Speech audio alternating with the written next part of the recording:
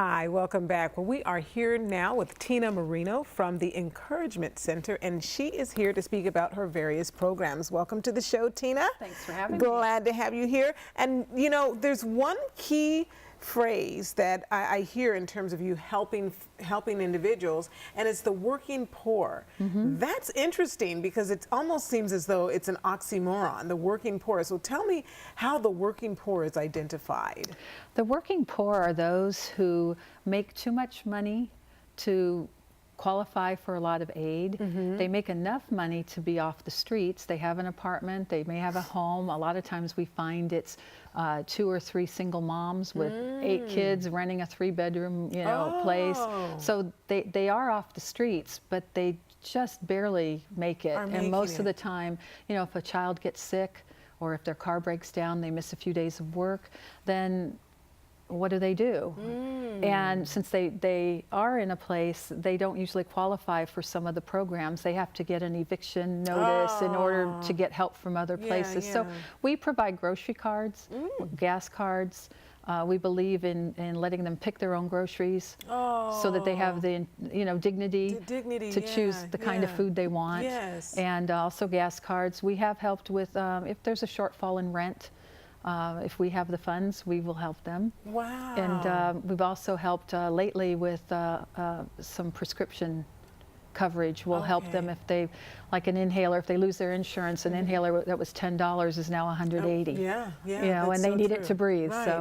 That's how we classify the working poor. Wow. Okay, so that's really, really interesting because I hadn't thought of that, but that's true. There's some people who they don't quite, make it for assistance, but at the same time, it's really, really hard to make ends meet. How did you get started in doing this?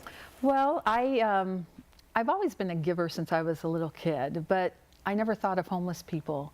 And then one day, it's our 20th anniversary last February. It's our 20th anniversary of the ministry, and I was at a stoplight at the corner of Vista Way and Hill Street, although I think it's called Coast Highway now. It's Coast Highway now. But it'll ever be Hill Street to me. But I was sitting there and I saw a homeless woman. I discerned she was homeless and maybe a woman of the evening. And she was very skinny and I knew she needed help. And so I did the thing that a lot of people do is, kind of disregard her for a minute. But then all of a sudden out of my mouth popped, God, let me see her with your eyes. Wow. And that prayer changed my life. I don't even know how it came up, but it came up, and I saw homeless people everywhere from then on. Wow. And so what I would do is I'd run to Angelo's Burgers or to the taco place and get them something and then hope they were there when I got back. But a lot of times they weren't. So I figured I love to cook and cater and help people with food, so I thought I got to do this. So I got a neighbor and we started making bologna sandwiches and sack lunches, and that's how we started. Wow. And so now your sack lunches have grown into something. Oh, well, what we do love is this. So let's see. Well, we always put some Stay sort of strong. encouraging message. Yes. Just to give them a little bit of hope. Our motto is hope and help for the needy, or hope and help for one more day. We're not solving their problem by giving them a sack lunch. Right. But it may tide them over till the next day. Oh, wow. Till they can get some help. And then help. you also give toiletries as well, too. We do toiletries. We have, these are all just the individual sizes. We used to have everyone save them, but now we buy them in bulk from dollar store vendors. Really? Yeah, so we buy them by the case, and then we share them with other ministries that we know. Very nice. So we have sack lunch and toiletry making parties every couple of months, and we make up over 1,000 bags. And then these are now, this doesn't have a bologna sandwich in it. So what we do is when we make up, several thousand of these non-perishable ones, and then we give them to people to keep in the back of their car. Oh, that's right. Because a lot of people are afraid of the homeless.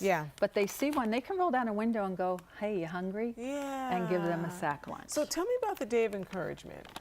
The Day of Encouragement is something new.